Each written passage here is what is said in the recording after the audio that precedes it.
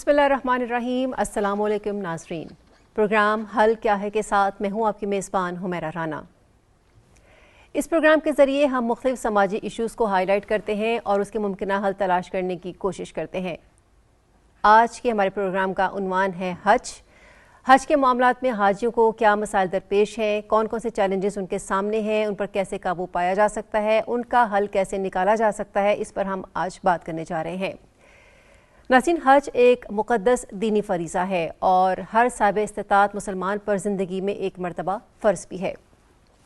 हज़रत अबू हुरैरा रज़ियल्लाहु तआला अन्हु फरमाते हैं कि रसूल अकरम सल्लल्लाहु अलैहि वसल्लम ने फरमाया कि जो शख्स घर बैतुल्लाह शरीफ का हज करे और इस दौरान बदगोई और बदगुमानी से इज्तनाब करे तो वो गुनाहों से ऐसे पाक हो जाता है जैसे वो अपनी माँ के पेट से अभी जना हो, यानी बिल्कुल गुनाहों से पाक हो जाता है। नाज़रीन, हज एक मुशक्क़त तलब इबादत है।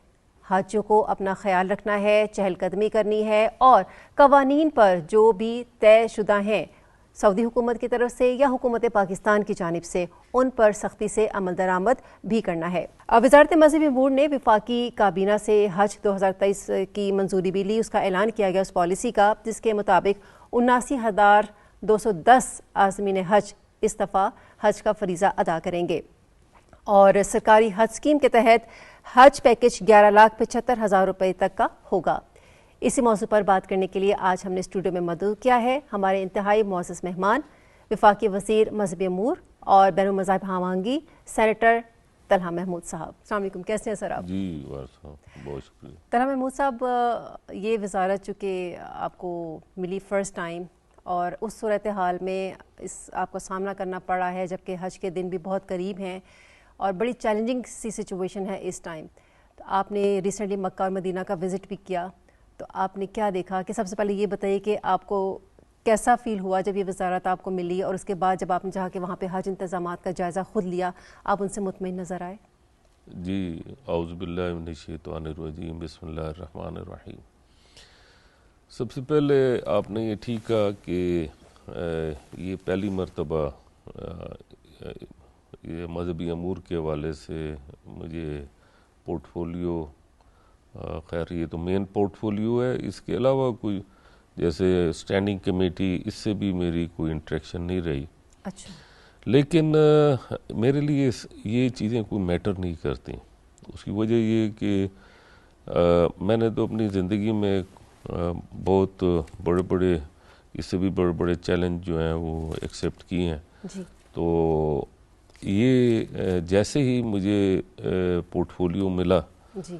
तो मैंने उसकी मिनिस्ट्री ऑफ रिलीजियस अफेयर से ब्रीफिंग लेने के बाद मैं सीधा एयरपोर्ट और एयरपोर्ट से मैं सीधा मैं सऊदी अरब चला गया। हालांकि एक दिन पहले गया था, मैं वेडनेसडे नाइट को ही चला गया था। थर्सडे मॉर्निंग में मक्का मुकरमा में था और ये पहली ईद है, ईद उल फितर, जो मेरी घर से बाहर गुजरी है। अच्छा। क्योंकि ये मेरे लिए बहुत इम्पोर्टेंट था हज का मामला। ईद उल अज़हा मेरी हमेशा घर से बाहर गुजरती है रूटीन में, क्योंकि मेरा वेलफेयर जॉब है। वेलफेयर के हवाले से मैं पहाड़ों में, कैंपों में, अफ्रीका में, सीरिया में, अच्छा, और कोहिस्तान में, इन इलाकों में मेरी ईद होती है। तो घर वाले तो ईद उल अज़हा पे तो मुझे नहीं देखते, लेकिन इस दफ़ा पहली मरतबा ईद उल फितर पे भी मैं मौजूद नहीं था। खैर, मेरे लिए ज़्यादा इम्पोर्टेंट इस वक्त हमारे पाकिस्तान के लोग और हाजी हैं। तो उस वाले से जब मैं वहाँ पर पहुँचा तो हमारे लिए एक और भी इससे बड़ा चैलेंज नज़र आया। वो चैलेंज ये नज़र आया कि मैं तो नया ही हूँ वहाँ पे। जब जो हमारे डायरेक्टर जनरल हैं वो भी 3 दिन पहले पहुँचे थे नए, उससे पहले वहाँ पे कोई डीजी हज नहीं था।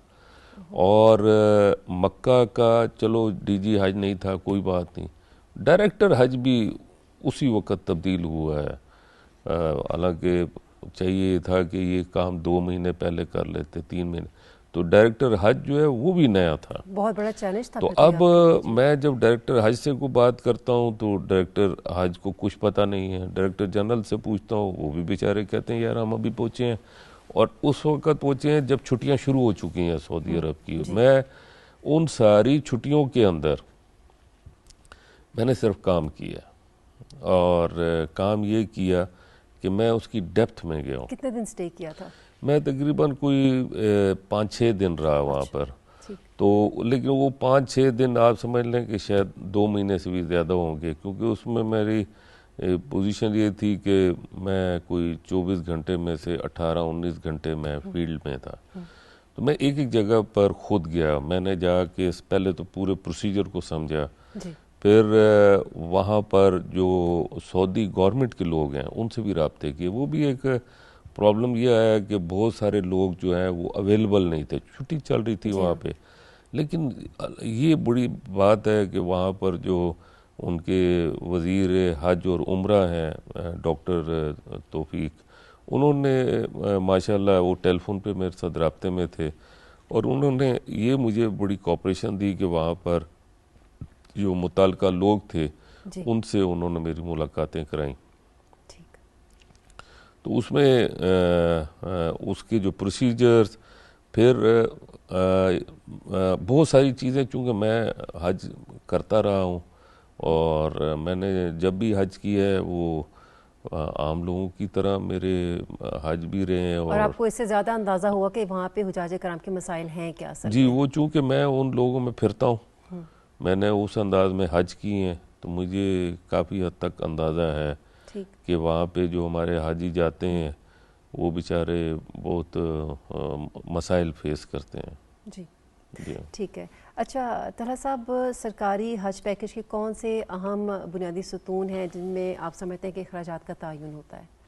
जी मेरा ख्याल है कि हमारे मैं एक बात और भी बता दूं कि मुझे मैं अब इस वक्त हज के हवाले से काफ़ी हद तक मेरे पास इंफॉर्मेशन आ चुकी है और मैं ये समझता हूँ कि इसकी डेप्थ में हमें जाना चाहिए। हज के हवाले से जो टॉपिक आपने कहा, इस टॉपिक पे मुझे काफ़ी गैप्स नज़र आए और मेरा ख्याल है कि ये कॉस्ट जो है रिड्यूस की जा सकती है और की जा सकती थी, लेकिन इस स्टेज पे तो मैं कुछ नहीं कर सकता। अगर मैं चाहूँ कि आज मैं उसकी कोई प्राइस को नीचे कर सकूँ तो मैं नहीं कर सकता, लेकिन ये मैं ज़रूर कर सकता हूँ कि, और अगर मैं ये कहूँ कि बहुत आइडियल मैं हज करा दूंगा तो ये भी मैं नहीं कह सकता। सब्सिडी दी जा सकती है? सब्सिडी तो गवर्नमेंट के ऊपर डिपेंड करती है, वो कैबिनेट का फैसला है, वो प्राइम मिनिस्टर का फैसला है।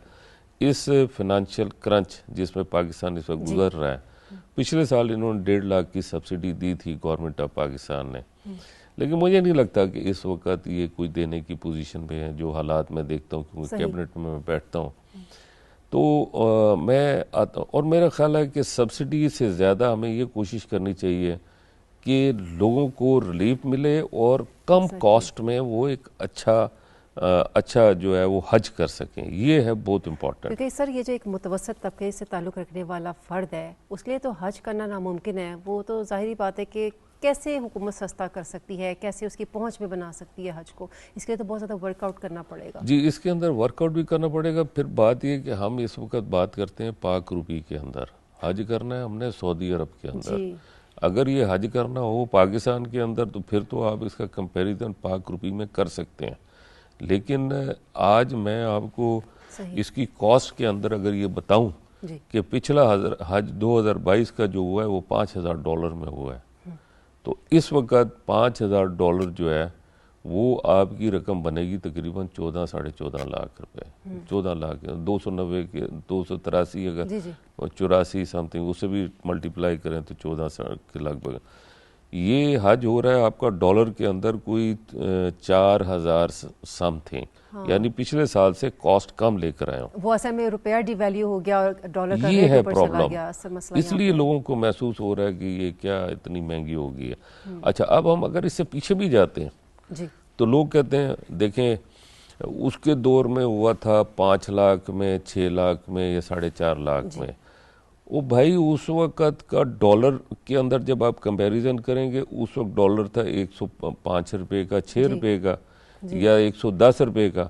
तो जब आप कैलकुलेशन करते हैं तो बहुत ज़्यादा फ़र्क नहीं आता, लेकिन फिर भी इसकी कॉस्ट कम हो सकती है। वो कॉस्ट किस तरह कम हो सकती है, जो आपने बुनियादी सवाल किया था कि कॉस्ट के अंदर क्या क्या पैरामीटर्स हैं। जब हाजी यहाँ से चलता है तो सबसे पहले उसकी कॉस्ट है एयर फ्रेट। जी। एयर फ्रेट इस वक्त गवर्नमेंट ऑफ पाकिस्तान ने उस पर टैक्सेस काफ़ी ज़्यादा लगाए हैं। अब जो मैंने पिछले साल टिकट ली थी $1000 की, जी।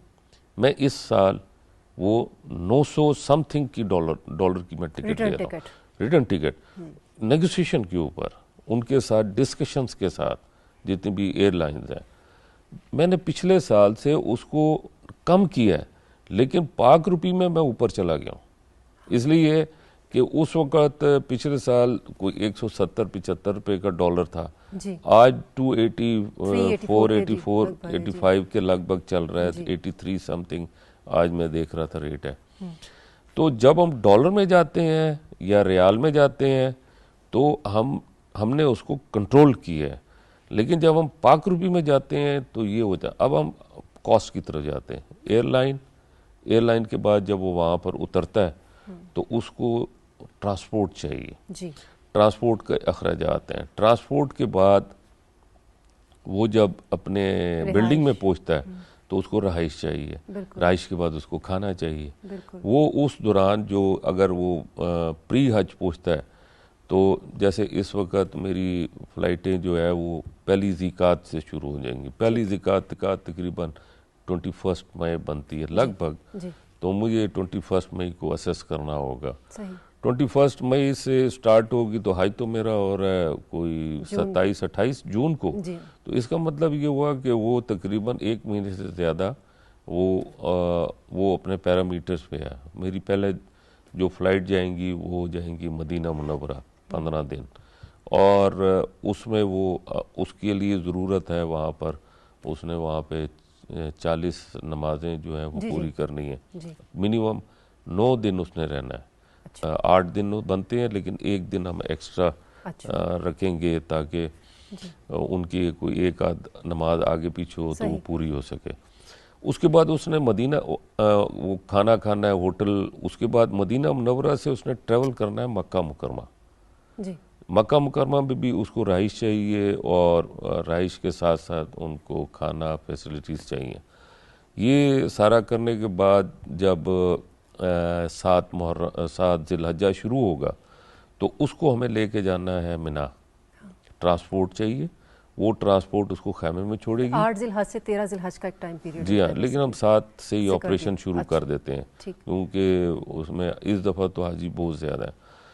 उसमें जब वो मिना पहुँचेगा तो मिना में भी उसकी ज़रूरियात हैं, उसके खाने के मामलात हैं, मेडिसिन भी आ जाती हैं उसी मेडिसिन जो है वो तो एक थ्रू आउट चल रहा है। अच्छा। वो मेडिसिन जो है वो थ्रू आउट, वो तो जिस दिन वहाँ पहुँचेगा मदीना मुनव्वरा है तो मुझे वहाँ पे अपना मेडिकल का सेटअप लगाना है, मुझे मक्का मुकरमा में लगाना है, मुझे मिना में लगाना है, मुझे अरफात में भी लगाना है। बिल्कुल। तो उसके अंदर फिर उसने मिना में 1 दिन गुजार के 9 ज़िलहज्जा जो हमारा हज का दिन है उसको ट्रेवल कराना है। वहाँ से वो अरफात जाएगा।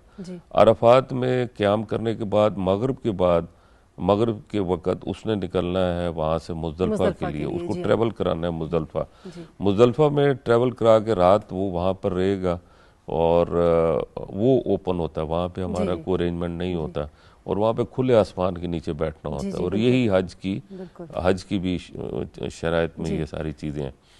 उसके बाद उसको 10 ज़िलहज्जा को हमने मिना लेकर आना है। मिना में आने के बाद उन्होंने अपना रिमी करनी है और जमरात में रिमी करनी है। उसके बाद उसे तवाफ़ ज़ियारत के लिए जाना है। सही। और इस दौरान फिर उसे 3 दिन 10 ज़िलहज्जा, 11 और 12 मगरिब से पहले उसको मिना को छोड़ना होगा। अगर वो मगरिब से पहले ना छोड़ सका तो फिर उसको रात रहना पड़ेगा और 13 ज़िलहज्जा को फिर वो मिना छोड़ सकता है। ये 8 दिन का पैकेज आप बता रहे हैं कि 8 दिन में ये चीज़ें कवर होती है। बेसिकली जो ज़्यादा अखराजात का तयन जहाँ पर होता है, ये सारे फैक्टर्स हैं। ये ज़्यादा तो नहीं कह सकते, लेकिन ये कि ये एक पोर्शन होता है जो हमारा काफ़ी बड़ा पोर्शन होता है जिसमें हम ये हज कराते हैं। ये होता है तकरीबन 5 से 6 दिन का। अच्छा, जी। उसके बाद वो वापस आएगा। उसने मक्का में अगर रहना है तो मक्का में रहेगा, वरना मक्का से फिर उसको आधे हम लेके जाते हैं मदीना मुनव्वरा, आधा मक्का। फिर हम इसको स्विच ओवर करते हैं। हाँ, twist कर मदीना वाले जो है वो हज से पहले मक्का मुकरमा आ जाते हैं और हज के बाद मक्का जो लोग डायरेक्ट पहुंचे होते हैं वो चले जाते हैं मदीना मुनव्वरा। अच्छा तलहा साहब, आप फर्स्ट ज़िकात से हज फ्लाइट शुरू कर रहे हैं, तो बेसिकली चूँकि मैंने भी सऊदी अरब में बहुत टाइम गुजारा है, हज भी किया हुआ है, तो जो लोग अर्ली चले जाते हैं, बहुत दिन पहले चले जाते हैं, वहाँ स्टे करते हैं, तो उनको क्या एकोमोडेशन थोड़ा सस्ता मिलता है, या वहाँ पर जो फ़्लाइट फेयर है वो कम होता है, या वो समझते हैं कि शायद अर्ली जाने से अखराजात में कोई कमी हो जाती है, या वो लोग जो बिल्कुल हज से 4-5 दिन पहले जाते हैं और फिर 4-5 दिन ही लेट वहाँ से वापसी होती है, तो क्या इनमें कोई बैलेंस आता है? बहुत फ़र्क होता है। बहुत फ़र्क होता है। जब शुरू में जाते हैं तो अकोमोडेशन इजीली अवेलेबल होती है, ऐसा ऐसा लोग आ रहे होते हैं, और आखिरी दिनों में तो वहाँ पे कोई बुकिंग कब से स्टार्ट करते हैं बेसिकली वहाँ पे रिहाइश की? जो हम लोग जी वो तो हम अभी शुरू कर चुके हैं, हम लेट हैं इसमें। अच्छा, असूली तौर पे तो ये रमज़ान में हो जानी चाहिए। जितनी जल्दी हम बुकिंग करेंगे उतनी हमें अच्छी और सस्ती जगह मिलेंगी। हमारा मुकाबला जो है वो चल रहा होता है मलेशिया के साथ, इंडोनेशिया के साथ, अच्छा। बांग्लादेश के साथ, सही। इंडिया के साथ, क्योंकि ये हमारे कॉम्पिटिटर्स हैं। और जिस वक्त हम बिल्डिंग ले रहे होते हैं तो उनकी भी ख्वाहिश होती है कि वो सस्ता लें Exactly, हाँ और जी। अच्छी बिल्डिंग लें। जी और हम इसके अंदर जो मैंने कॉस्ट डिक्रीज की बात की, जी वो ये एक टेक्निकल बात, जो टेक्निकल क्वेश्चन आपने किया है, जी जी। उसमें ये बात है अच्छा, कि अगर हम ये काम करते हैं रमज़ान के अंदर या रमज़ान से पहले भी, बल्कि रमज़ान से पहले नहीं, हमें 3 साल का प्रोग्राम देना चाहिए, मेरी कॉस्ट बहुत नीचे चली जाएगी। ये तो खैर अभी आपको पोर्टफोलियो मिला है, आहिस्ता बहुत सारे इसमें लूप होल्स भी आपको नज़र आएंगे जिसके ऊपर काम किया जा सकता है। अच्छा सर, इस साल जो सरकारी हज स्कीम है उसको 2 पोर्शन में डिवाइड कर दिया गया है, मतलब एक रेगुलर हज स्कीम है और एक जो है वो स्पॉन्सरशिप हज स्कीम है। ये फ़र्क क्यों है और ये फ़ैसला करने की नौबत क्यों महसूस हुई है? मेरा ख्याल है ये गलत फैसला है, नहीं करना चाहिए था। ये हज है। अब इसके अंदर मिसाल के तौर पे मैं आपको फिगर देता हूँ, तकरीबन हम इसको डिवाइड करते हैं 2 हिस्सों में। सबसे पहले जी वो एक होता है गवर्नमेंट का हज, एक होता है हम जो Private। देते हैं हज ग्रुप ऑपरेटर्स को, जो जी। देते हैं HGO को, उनको 50% और 50% जो है वो हमारे पास है इस साल। हाँ और पिछले साल हमारा जो है वो डिफरेंट था, 60-40 रेशो 60-40 का रेशो था। ठीक। 60% हज ऑपरेटर्स, 40% गवर्नमेंट के पास था। अच्छा यानी हमारे गवर्नमेंट के थ्रू 34,000 हाजियों को हज कराया, और जो हज ऑपरेटर थे उन्होंने 45-46,000 का हज कराया। इस दफ़ा मेरे तकरीबन आपने जो कहा 79,000, इसके बाद फिर और भी कुछ हैं, अच्छा। जैसे आर्मी के हैं, और जी। भी, मतलब 80,000 से ऊपर जाते हैं हम। ठीक। और बाकी हमारे 50% हमने हज ऑपरेटर्स को दिया। जी तो उसमें एक वजह यह भी है, आपको मैं ज़रा इधर थोड़ा सा ज़रूर क्लियर जी, करना please। चाहूँगा कि हमारा कंपैरिजन हज 2023-2022 के साथ कंपैरिजन नहीं बनेगा। सही। इसलिए कि उस वक़्त पूरी दुनिया से 8,50,000 हाजी आए थे। इस वक़्त हमारा जो हाजी वहाँ पर आ रहा है वो मिलियंस में है, फुल फोर्स में हज हो रहा है पूरी तो दुनिया से? जी, पूरी दुनिया से, जी पूरी दुनिया से सऊदी। जब पूरी दुनिया से आ रहा है तो उसमें उधर जो अवेलेबिलिटी ऑफ बिल्डिंग्स है, ट्रांसपोर्ट है, आपके बाकी पैरामीटर्स हैं, उनकी कॉस्ट ऊपर जा रही है। यानी कि उनके पास पिछले साल तो हर चीज़ खाली पड़ी हुई थी, यानी बिल्डिंग्स वहाँ पे अवेलेबल थी, लेने वाला कोई नहीं था, ट्रांसपोर्ट अवेलेबल थी, ट्रांसपोर्ट लेने वाला कोई नहीं था। पिछले 2 साल तो कोविड का भी बहुत ज़्यादा हो रहा है ना मामला। 2000 जी, उससे पहले 2020 और 2021 में मौकूफ रहा है। जी हमारा कंपैरिजन बनेगा अब 2019 के साथ, क्योंकि वो भी फुल फोर्स का हज था, ये भी फुल फोर्स का हज है। ठीक। अच्छा सर, कितनी एप्लीकेशंस गवर्नमेंट हज स्कीम के तहत अब तक आपको मौसूल हुई हैं और क्या सबकी सब अप्रूव हुई हैं? हाँ, आपने अभी जो पिछला क्वेश्चन मैं आपका शायद जी, इसी ठीक, के ज़रूर। साथ मिला देता हूँ। आपका क्वेश्चन था फॉरेन जी वो जो फंडिंग के हवाले से, स्पॉन्सरशिप के हवाले से जो private, जी अच्छा, उसमें हमें जो एप्लीकेशन लास्ट जो इस स्कीम के तहत वसूल हुई हैं कि 50% हम और 50% हज ऑपरेटर, इसको हमने 4 हिस्सों में इन्होंने तब्दील किया कि जो हमें 80,000 लगभग लेके जाने हैं तो 40,000 हम लेके जाएंगे लोकल करेंसी में, और 40% बाहर से लोग अपने पासपोर्ट बनाएंगे जो ओवरसीज पाकिस्तानी हैं, जिनके पास पाकिस्तानी पासपोर्ट नहीं है, नाइकोप वगैरह भी है, वो पाकिस्तानी, और वो पाकिस्तान में थ्रू फॉरेन करेंसी पैसे भेजेंगे और वो फिर उस स्कीम में आते हैं। तो ये अदम दस्तयाब उसका तो नहीं है ना? उसका हशर बता देता हूँ क्या हुआ। हाँ, यही पूछना उसका हशर ये हुआ कि वो एप्लीकेशनें जो हैं वो 7,000 के लगभग आई बाहर से। उसमें एक मसला आया कि जो लोग पासपोर्ट बनाना चाहते थे, तो पाकिस्तान के अंदर एक बात है कि बहुत ही कॉम्प्लिकेशंस हैं, सिंपल निज़ाम है नहीं। इतनी कॉम्प्लिकेशन है कि वो बेचारे रुलते रह गए।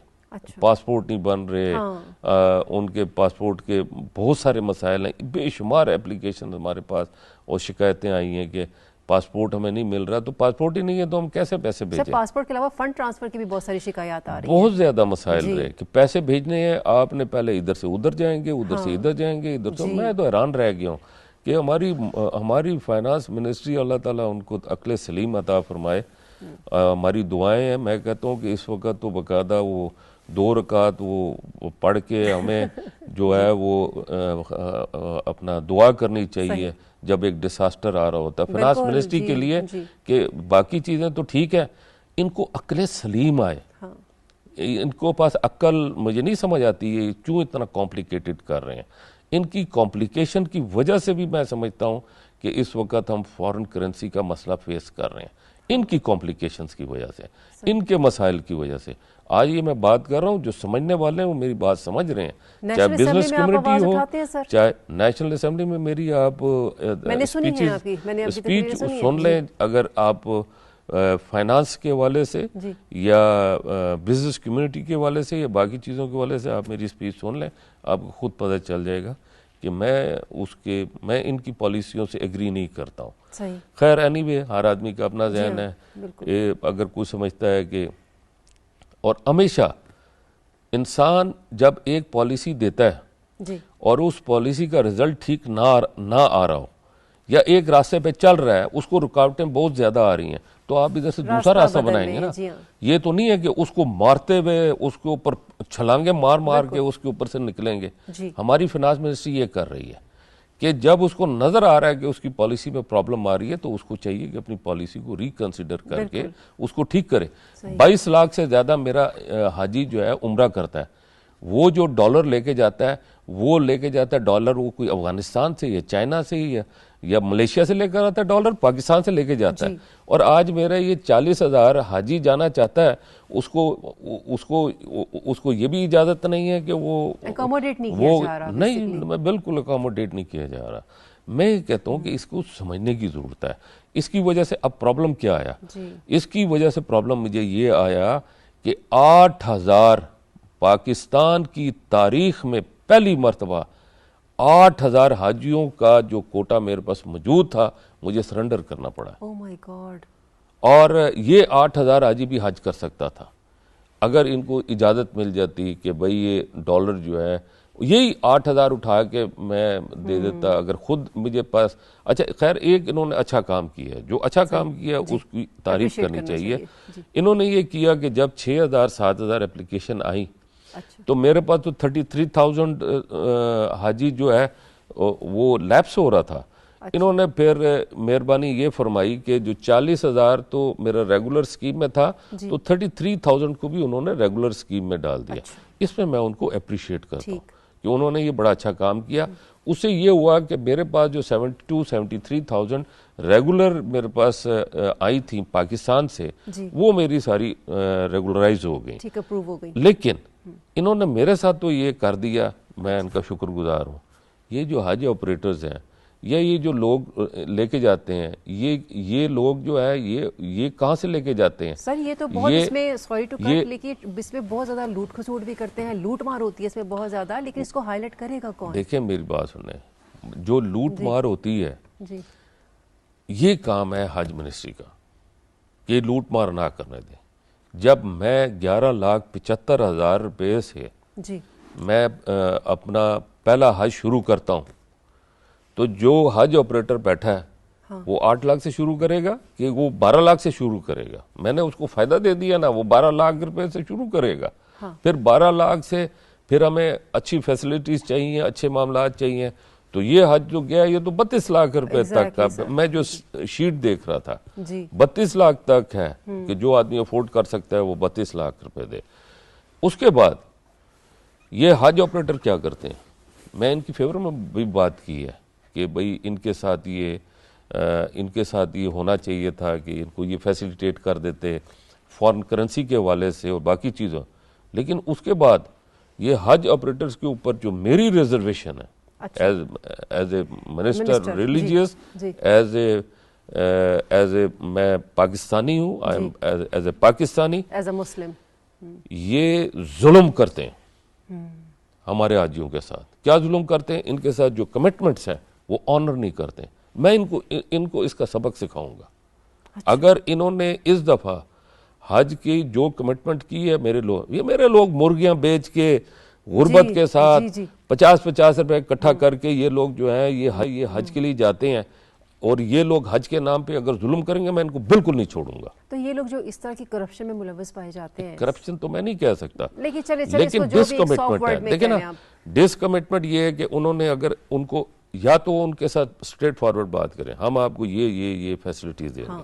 अगर ये फैसिलिटीज उन्होंने देनी है और उसके बाद वहां जाके उनको पकड़ाई ना दें, मेरा हाजी वहां पर रुल जाए, उसका कौन जिम्मेदार होगा? उसका जिम्मेदार वो शख्स होगा जो उनको लेके गया है। और मैंने स्ट्रेट वे ऐलान भी किया है, आपके फोरम से भी ऐलान कर रहा हूँ कि अव्वल तो पता नहीं मेरे पास कब तक ये पोर्टफोलियो है और कब तक ये सारा चलता है। अगर मेरे पास रहा तो मैं उनको ब्लैकलिस्ट भी करूंगा, और चाहे जिस मर्जी की सिफारिश लेकर आए मैं नहीं उनको छोड़ूंगा। अगर मेरे हाजियों के साथ इन्होंने किया तो ये मिनिस्ट्री पड़ी है, मैं प्लेट पे मैं उसको उठा के फेंक दूंगा, लेकिन मैं उनको नहीं छोड़ूंगा। अगर वो ये समझते हैं, इसलिए मैं सिर्फ इस फोरम से ये फायदा उठा रहा हूँ कि ये मैसेज उन तक पहुंच जाए। मैं वैसे हर तरफ से मैसेज पहुंचा रहा हूँ कि होशियार हो जाओ, अगर मेरे हाजियों के साथ आपने जुल्म किया मैं नहीं छोड़ूंगा। अच्छा, अब ये जहाँ हम ये बात करें वहाँ पर हम मुआवनीन की भी बात करते हैं कि मुआवनीन का जो है वो हज में बड़ा एक अहम किरदार भी होता है। आपके पास मुआवनीन आते भी हैं, और इनमें से कुछ लोग, यानी ज़्यादातर लोग किस डिपार्टमेंट से शामिल होते हैं? चूँकि ये भी सुनने में आता है कि ये आते तो उनको उनके साथ मुआवनीन बन के हैं, उनको ताउन करने के लिए आते हैं, लेकिन ख़ुद भी उसी तरह से हज कर रहे होते हैं। तो इन लोगों को कैसे फिर एडजस्ट करते हैं, कैसे अकोमोडेट करते हैं अगर ये लोगों को ताउन नहीं कर रहे होते? ये बहुत बड़ा इशू है, ये मैंने इसको चेक किया है, बहुत बड़ा इशू है मुआवनीन का। इस दफ़ा इन्होंने ये थोड़ा सा ज़रूर लाइन अप किया है कि हर वजारत को इन्होंने एक पोर्शन दिया कि आपकी तरफ से इतने चाहिए, जैसे दो या एक इन्होंने कहा कि इतने इतने आप नॉमिनेट कर दें ऑल्टरनेट नेम के साथ, ठीक है, ताकि हम उनको असेस करेंगे और असेस करके अगर उसमें से कोई एक आदमी नहीं समझ में आता सीरियल वाइज तो फिर हम दूसरे को ले सकें। ठीक, उस हिसाब से हमने तकरीबन ऑलमोस्ट ले लिए हैं। कुछ थोड़ा सा पोर्शन जो है हज मेडिकल मिशन जो है वो तो ज़्यादातर उसमें आर्मी के लोग हैं मेन, और बाकी जो है वो हमारे भी जो सिविलियन हॉस्पिटल्स हैं उन हॉस्पिटल से भी जो है वो लोग जो है, पुलिस डिपार्टमेंट से भी हैं। पुलिस डिपार्टमेंट के तो हम पुलिस डिपार्टमेंट के मेडिकल के अंदर शायद को थोड़े बहुत होंगे, उनका काम तो ज़्यादा फील्ड का है। अच्छा तलत साहब, आप क्या समझते हैं, क्या ये बेहतर होता है कि जो मुआवनीन है ये उसी जगह से प्रोवाइड किए जाते हैं जहाँ पे जिनको रास्तों की आगाही भी होती है, मनासिक हज की जो काम है वो भी वो जानते हैं, ज़बान की भी मुकम्मल उन्हें आगाही होती है, तो बेसिकली इस इशू को इस तरह से रिजॉल्व किया जा सकता है? इसमें हम उनके ऊपर पूरा ट्रस्ट नहीं कर सकते, हम लेते हैं वहाँ से लोग। इस दफ़ा हम ज़्यादा लेंगे। अच्छा, दो प्रॉब्लम होते हैं, एक तो ये कि उन लोगों के अकामों का शायद मसला होता है, कुछ का अकाम हो तो वो छोड़ के निकल जाते हैं अगर कोई प्रॉब्लम हो तो। एक बात, दूसरी बात ये कि वहाँ पर जो लोकल हमारी ज़रूरियात होगी वो तो हम पूरी करेंगे, लेकिन हमें इधर से जो लेके जाते हैं वो ज़रा कमिटेड होते हैं। अच्छा, जो हमारे पास कंपैरिजन पिछले सालों का भी आया है। अच्छा, तो इसलिए हम लोकल लोगों पर भरोसा नहीं कर सकते, लेकिन जो आपने कहा वो बात आपने बिल्कुल ठीक की है, हमें उसका एडवांटेज मिलता है। ठीक है, हमें उसका एडवांटेज मिलता है लैंग्वेज का, रास्तों का, फिर उनकी सऊदीयन कानून की अवेयरनेस का। तो उस हवाले से इस दफ़ा मैंने ये कहा है कि वहाँ से लोकल मुआवनीन जो है वो हम ज़रा ज़्यादा ले लें, उसमें कॉस्ट हमारी कम भी होती है। सही, हाँ, काफ़ी कम होती है। ऐसा। अच्छा तलहा साहब, चूँकि अब हमारी गुफ्तगू का सिलसिला जारी भी है, इस साल पाकिस्तान का जो मुकर्रर कर्जा हज कोटा है उसमें ज़्यादा सीट्स रखी गई थी, मगर दरख्वास्त देने वाले उम्मीदवार, जैसा शुरू में बात हुई कि बहुत कम रहे। तो दूसरी जानब हमने ये भी देखा है कि हुकूमत ने जो स्पॉन्सरशिप हज स्कीम का एक कोटा है उसको बढ़ाया था, जिसके ज़रिए जो ओवरसीज़ पाकिस्तानी हैं वो डॉलर्स के शक्ल में यहाँ पे फ़ॉरेन एक्सचेंज भी अपना भेजेंगे, अपने जो रिश्तेदार हैं वो उनकी अदायगी भी कर सकते हैं। मगर इन तमाम अंदाज़ों के बरक्स हमने देखा कि वो रेशो हमारे सामने नहीं आया, उस तरह से हज दरख्वास्तें जमा नहीं कराई गई। आप क्या समझते हैं कि इसमें महंगाई बहुत बड़ी रुकावट है, या पाकिस्तान का डिवैल्यूएशन, रुपया जो हुआ है, डिवैल्यू हुआ है, वो वजह है, या हज खर्चात में बहुत ज़्यादा इजाफा हुआ है? देखिए, ये जो आपने बात की है, अगर मिसाल के तौर पे जी, अगर महंगाई मसला होता या बाकी चीज़ों मसला होता तो मैंने 40,000 दरख्वास्तें मांगी थी, मेरे पास तो 72,000 से ज़्यादा दरख्वास्तें आई हैं, 72,000 से ज़्यादा आई हैं। अच्छा, तो मैंने ये 32,000 अकोमोडेट की हैं उनके कोटे में, ठीक है, जो ओवरसीज़ ने भेजनी थी। जो असल मसला आया है वो ओवरसीज़ का आया है।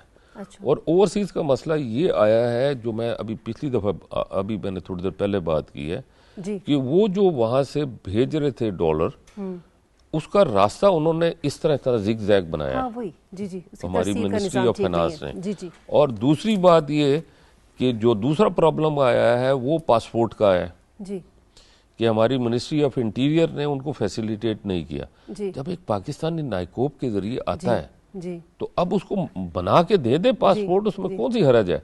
उसको इतना कॉम्प्लिकेट कर दिया, और उसके बाद उसकी टाइमिंग बहुत ज्यादा।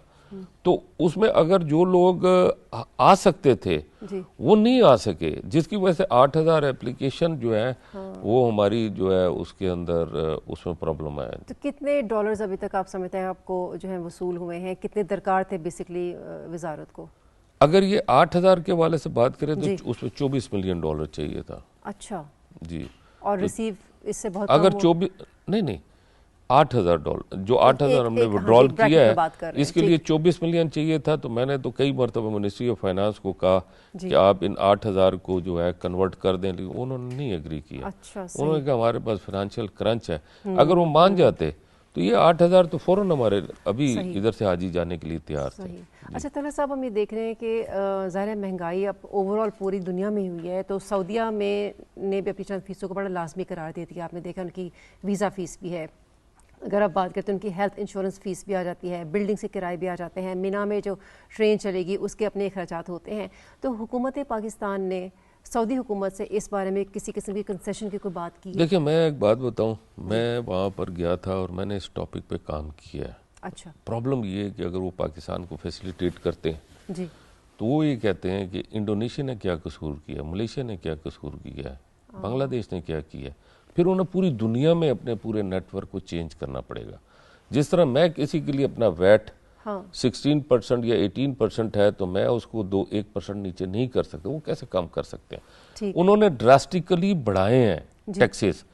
एक चीज मैं आपको बता देता हूँ, 2019 में जो 2600 रियाल के ऊपर इन्होंने पर हाजी के वाले से लिया था, आज वो मैं अभी जितनी मैंने बिल्डिंग्स ली हैं, मैंने 1900 में भी ली है, अच्छा, 2000 में भी ली है, 2100 में भी ली है, अच्छा, 2200 में भी ली है, 2300 में भी ली है। बिल्डिंग की कंडीशन और बाकी फैसिलिटीज, लोकेशन, ये चीज़ें इसमें मैटर करती हैं। तो मेरे लिए तो सबसे पहले अब ये क्वेश्चन मार्क बनता है, मैं अभी 2022 को नहीं कैलकुलेट कर रहा, 2019 4 साल गुजर गए, कितनी महंगाई है 4 साल में, 2600 रियाल के अंदर उन्होंने कैसे लिया? सही, इसका मतलब वो 2600 रियाल में नहीं थी। वो इससे भी फिर कम हो सकता था ना बेसिकली। नहीं नहीं नहीं नहीं, इतना वहाँ पे कुछ सादा आदमी नहीं बैठा हुआ कि वो 2600 रियाल की लेगा। इसका मतलब वहाँ पे करप्शन हुई है। हाँ एग्जैक्टली, ऐसा ही है बिल्कुल।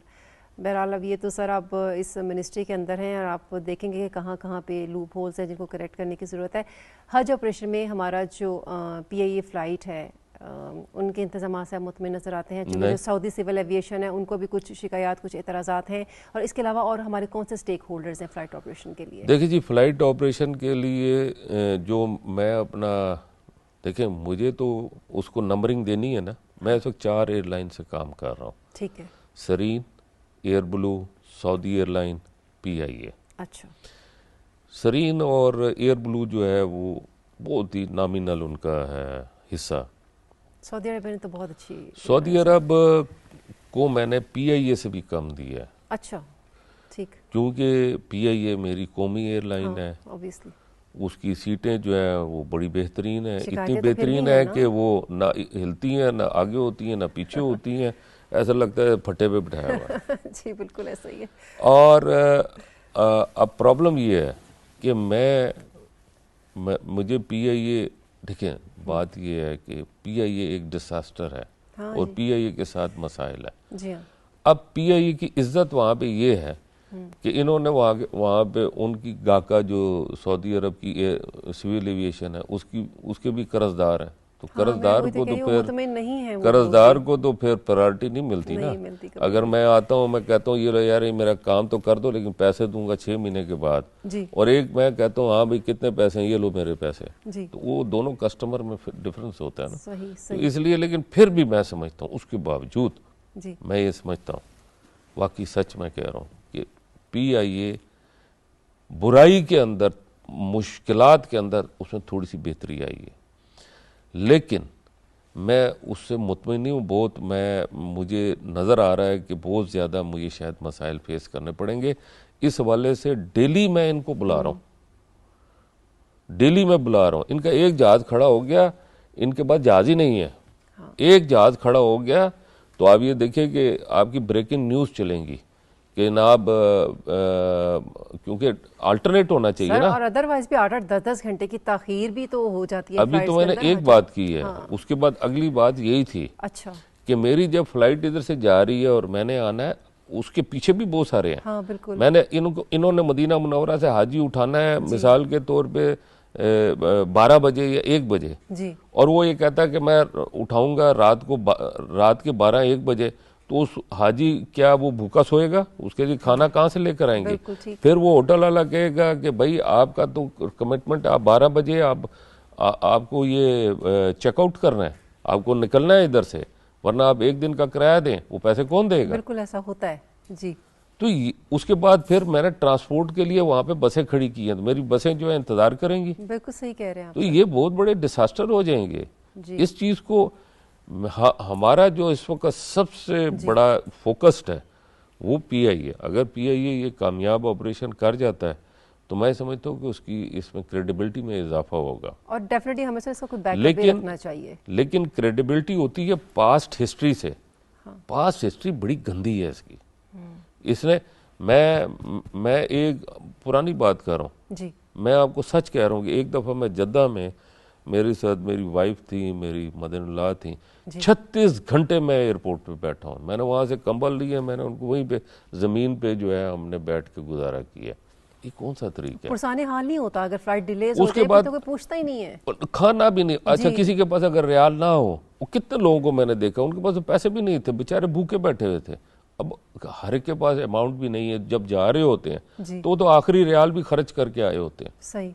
तो ये बहुत सारे मसाइल होते हैं, इस चीज़ को एयरलाइन को सोचना होगा। सही बात। सर अब 2-3 सवाल ऐसे हैं जो बड़े ज़रूरी हैं करना भी। अब ये जो हुजाज कराम है सऊदी अरब में, इनको जो कुर्बानी का कूपन है वो फराहम करे, कौन फराहम करेगा? और पाकिस्तान हज मिशन जो है वो हुजाज की मामलत करेगा इस हवाले से? जी, इसके अंदर वहाँ पे जो कूपन है अवेलेबल होंगे, लेकिन वो ये जो कूपन है ये हर बिल्डिंग के अंदर हम कोशिश कर रहे हैं कि अवेलेबल करा दें। अच्छा। और उसकी अमाउंट हर हाजी के पास होनी चाहिए। ठीक है। क्योंकि वो उसने वहाँ पे अपनी कुर्बानी के लिए पैसे दे के वो टोकन लेना है। हाँ, ऐसा ना हो कि कोई हाजी ये समझे कि इस हज का जो पैकेज है इसमें कुर्बानी भी शामिल है। इस हज पैकेज में कुर्बानी शामिल नहीं है।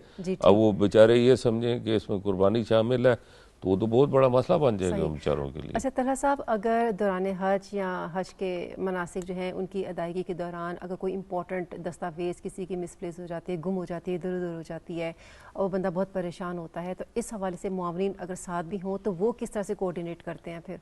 क्योंकि आप तो अब मिना में हैं या मुज़दलिफ़ा में हैं या आप जमरात गए हैं, वो तो ऐसे जगह हैं जहाँ पर फ़ौरन फिल फौर काम हो भी नहीं सकते, तो उसको कैसे टैकल करेंगे, उसका कैसे हल तलाश किया है मिनिस्ट्री ने? देखिए वो तो अब अल्लाह खैर करेगा, जो सर पे पड़ेगी तो उसको देखेंगे कि उसको हल कैसे करना है। लेकिन एक काम मैं करना चाह रहा हूँ, जी ज़्यादातर ये मसाइल होते हैं अगर मिना मुज़दलिफ़ा से हट के बात करें जी तो हरम शरीफ में होते हैं।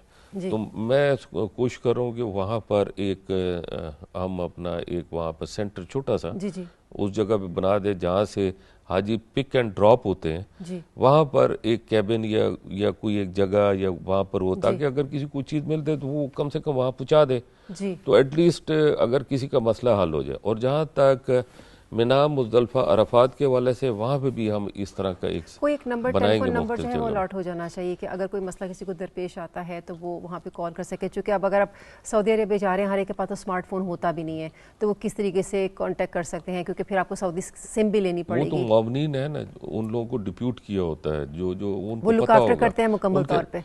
करना चाहिए, करते नहीं, ये तो बड़े अफसोस की बात है ना। करते नहीं है, करना चाहिए। ठीक। इस दफ़ा मैंने मावनीन के हवाले से 2 बातें की हैं। जी एक दिन, और लेटर मैं एफिडेविट भी साइन काफ़ियों से करा चुका हूँ, बाकियों अच्छा से भी साइन कराऊंगा। जी अगर एक दिन वो अपनी ड्यूटी से गायब हुआ तो ये TADA लेते हैं, जी 3 दिन का TADA काटूंगा उनका। अच्छा, हो सकता है ज़्यादा चौकस हो जाए फिर। अच्छा, दूसरी मरतबा उसने वही हरकत की जी तो उसको ब्लैकलिस्ट भी कर दूंगा और उसी वक्त जहाज से चढ़ा के वापस हाँ, भेजेंगे, स्ट्रिक्ट एक्शन डिपोर्ट लेने की ज़रूरत है, बिल्कुल है। वापस जाए। इसी हमें तरह ज़रूरत नहीं है, जब ड्यूटी नहीं करनी तो क्या करना है। हाँ जी बिल्कुल मैं बिल्कुल। हाजियों के पैसे से उसको हज तो नहीं करा सकता। हाँ बिल्कुल सही ये कह रहे हाजियों के पैसे हैं हैं। जी बिल्कुल सही जिसमें कह ये रहे मुआवनीन जा रहे हैं, ये कोई मेरा पैसा हैं। नहीं जी है, जी या ये गवर्नमेंट ऑफ पाकिस्तान की नहीं है। ये हाजियों को पता होना चाहिए, ये उनके खादिम है, और पूरी ट्रांसपेरेंसी उनको इसके अंदर खिदमत होनी करनी भी है। ये चाहिए। जब इधर बैठ के इधर कहते हैं कि हमने खिदमत करनी है, तो भाई खिदमत करें ना अब ठीक आप उनकी। ठीक। अच्छा सर, नेशनल असम्बली में जो सेशन हुआ था उसमें आपने कहा था कि जो सहूलियात एक आम हाजी को मैसर हैं, वही सहूलियात जो हैं वो MPs को भी होंगी, चाहे वो पार्लियामेंटेरियंस हैं, चाहे वो वफाकी वज़रा हैं, किसी को फ्री हज की सहूलत मैसर नहीं होगी। बड़ा दबंग बयान आपने दिया था, कायम है इस बात पे? इसमें कौन सी 2 राय है भाई? फ्री हज मैं कहाँ से दूंगा? मेरे पास 2 रास्ते हैं, या मैं अपनी जेब से पैसे दूं या वो अपनी जेब से पैसे हिस्ट्री में दें। हुआ है ना सर? हिस्ट्री में हुआ है, हाँ इस दफ़ा नहीं होगा। हाँ, मैं गलती कर सकता हूँ। गलती क्या है? अगर मेरे से ओवरलुक हो गया, जी या क्योंकि बड़े कॉम्प्लिकेटेड इनके तरीके कार होते हैं, कोई बच के निकल गया तो मैं नहीं जानता, ठीक है। लेकिन मेरी नॉलेज से या मेरी इजाज़त से कोई मुफ्त हज नहीं होगा। दैट्स ब्रिलियंट सर, ज़बरदस्त फैसला है। एक बात। दूसरी बात, जो आपने कहा आम आदमी या वो आदमी, देखिए मेरा एक ताल्लुक बनता है किसी से, अगर मेरा किसी से ताल्लुक बनता है जी तो उसकी जिम्मेदारी मेरे पे आती है, गवर्नमेंट ऑफ पाकिस्तान पे नहीं आती, जी जी बिल्कुल या हाजियों पे नहीं आती। जी अगर वो मेरा मेहमान बनता है तो मैं उसका जिम्मेदार हूँ। ठीक फिर है। अगर मैं जिम्मेदार हूँ तो मैं उसके लिए खर्च करूंगा, सही। और अगर मैं खर्च नहीं कर सकता हूँ तो उसको चाहिए कि जी। वो फिर खुद खर्च करे, इसके अलावा और कोई रास्ता नहीं है। सही सही। तलहा महमूद साहब, आपने अपने कीमती वक्त में से वक्त निकाला, वक्त दिया, गुफ्तगू की, और बड़ी मुफीद गुफ्तगू भी रही। आपने मिनिस्ट्री के अंदर बहुत सारे लूप होल्स थे, उनकी निशानदही भी की, उसको हल करने की कोशिश भी की। नाज़रीन, हज इंतज़ामात के हवाले से तलहा महमूद साहब ने मक्का मदीना का विज़िट भी किया, और अगर कहीं फिल फॉर फैसलों की ज़रूरत पड़ी तो यकीनी तौर पर उन पर वो अमल दरामद भी करेंगे। इसके साथ ही प्रोग्राम अपने इख्तिताम को पहुँचता है। मैं हुमैरा राना, मेरे मौसूस मेहमान सेनेटर तलहा महमूद साहब और मेरी पूरी टीम को इजाज़त दीजिए। अपना बहुत ख्याल रखिए। अल्लाह हामी नासिर।